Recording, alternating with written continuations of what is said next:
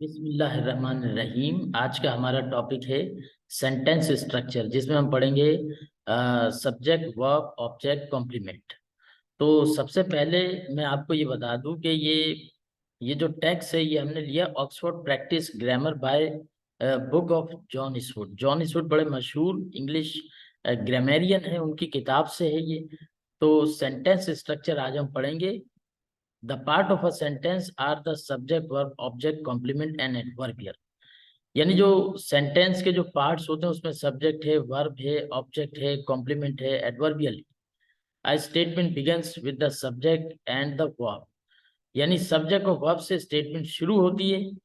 There are 5 main structures which can use to make a simple statement। यानी कि पहला structure जो है वो ये है कि सब्जेक्ट और वर्ब, यानी सेंटेंस जो है वो कंप्लीट हो जाता है सिर्फ सब्जेक्ट और वर्ब के जरिए। ये फर्स्ट स्ट्रक्चर है।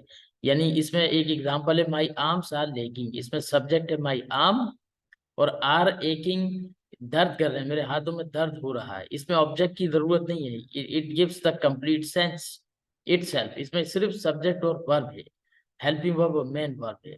समथिंग हैपन, यानी समथिंग क्या है, सब्जेक्ट है, और हैपन जो है वो मेन वर्ब है। उसके बाद है सब्जेक्ट, वर्ब, ऑब्जेक्ट।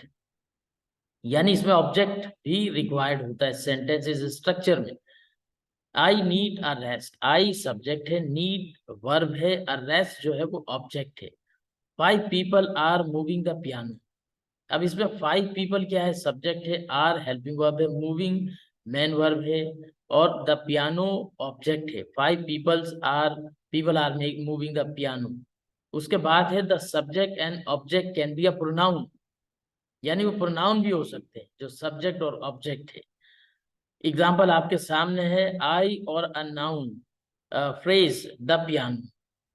ठीक है, आगे हम देखते हैं थर्ड स्ट्रक्चर जो है वो ये है कि सब्जेक्ट, वर्ब, कॉम्प्लीमेंट। यानी कि सब्जेक्ट होगा, वर्ब होगा, कॉम्प्लीमेंट।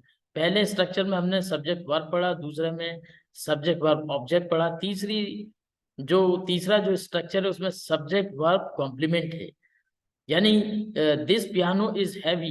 अब ये जो हैवी है ये ऑब्जेक्ट नहीं है, ये ऑब्जेक्ट की जगह पे तो इस्तेमाल हुआ है, लेकिन दैट इज कॉम्प्लीमेंट। कॉम्प्लीमेंट किसके लिए, सब्जेक्ट के लिए।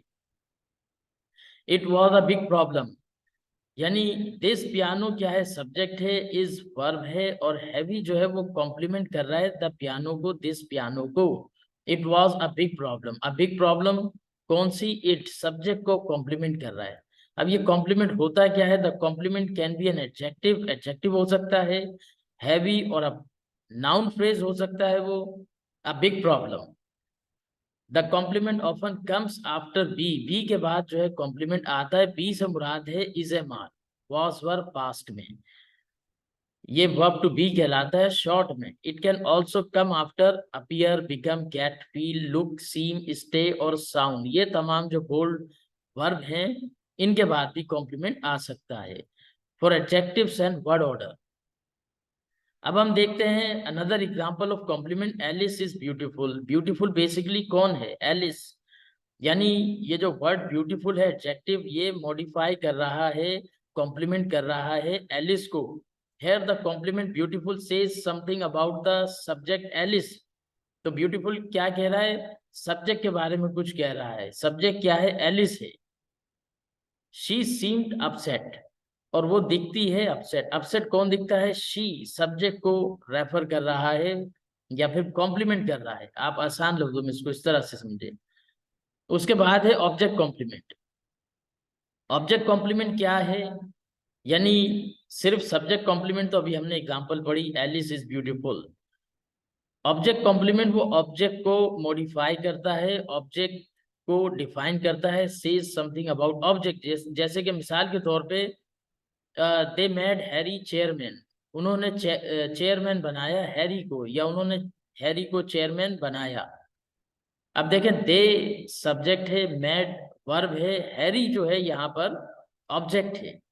यहाँ पे जुमला खत्म हो जाता है, दे मेड हैरी, लेकिन इसकी मीनिंग इनकम्प्लीट है, इसका सेंस इनकम्प्लीट है। उन्होंने हैरी को बनाया, हैरी को बनाया तो क्या बनाया, ये ऑब्जेक्ट बताएगा, अनदर ऑब्जेक्ट, सेकंड ऑब्जेक्ट बताएगा कि हैरी को जो बनाया उन्होंने वो चेयरमैन बनाया। तो चेयरमैन मॉडिफाई कर रहा है, से समथिंग अबाउट हैरी, ऑब्जेक्ट के बारे में कुछ बता रहा है, that is called object complement.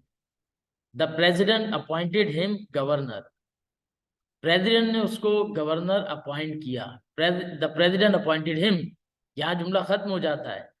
The president subject है, अपॉइंटेड वर्ब है, हिम ऑब्जेक्ट है।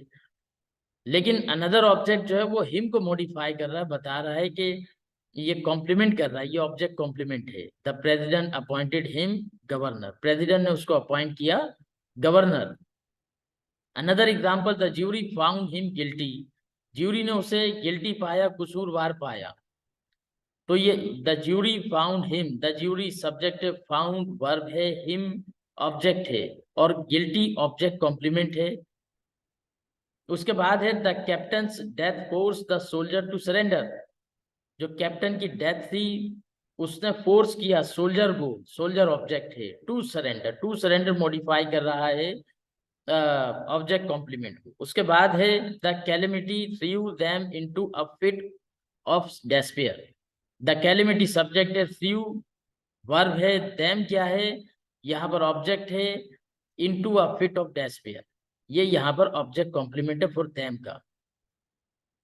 उसके बाद है सब्जेक्ट नंबर 4 क्या है, सब्जेक्ट वर्ब एडवर्बियल। पहले हमने पढ़ा सब्जेक्ट वर्ब, उसके बाद पढ़ा सब्जेक्ट वर्ब ऑब्जेक्ट, उसके बाद हमने पढ़ा subject verb complement, then object complement, और उसके बाद सब्जेक्ट वर्ब एडवर्बियल है।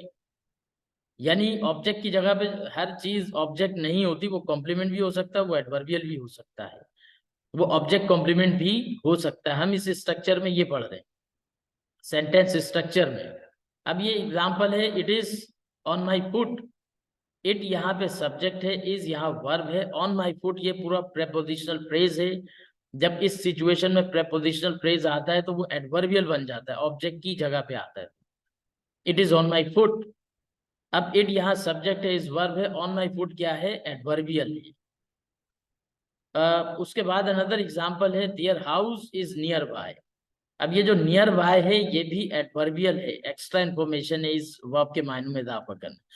N adverbial can be a prepositional phrase, prepositional phrase की शक्ल में हो सकता है, जैसे ऑन माई फुट पहली एग्जांपल में हमने पढ़ा, और एन एडवर्ब जैसे कि हमने नियर बाय पढ़ा।